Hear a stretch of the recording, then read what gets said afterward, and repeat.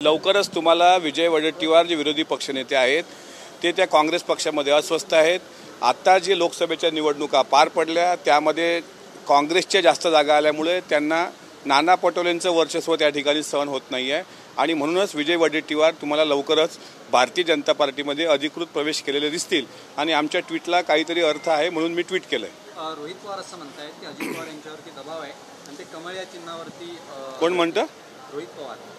मला माझ्या लायकीच्या लोकांबद्दल प्रश्न विचारत चला, मी त्यांना उत्तर द्यावं एवढा तो व्यक्ती काही मोठा नाही, शेवटी गल्लीतला नेता आहे। काल मंत्रिपदाची शपथविधी पार पडला, तुमच्या आज तुम्हाला मिळेल सध्या राष्ट्रवादी काँग्रेस पक्षाचा 25वा वर्धापन दिवस सुरू होतो आहे आणि यामध्ये आमचे राष्ट्रीय अध्यक्ष अजितदादा हे त्यावर सविस्तर बोलतील। वडेट्टीवार असं म्हणतायत राष्ट्रवादी आणि शिंदेगड या सगळ्यांचे मिळून 40 आमदार परत येतील। मी तेच म्हणतोय की ते विरोधी पक्षनेते असल्यामुळे विरोधात बोलणं त्यांचं कर्तव्य आहे, मात्र थोड्या दिवसात तेच भाजपमध्ये गेलेले दिसतील तर त्यात नवल वाटून घेऊ नये।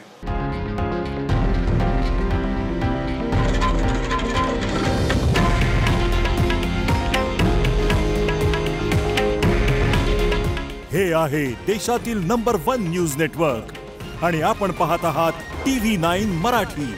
काळजी तुमची, हित महाराष्ट्राचं।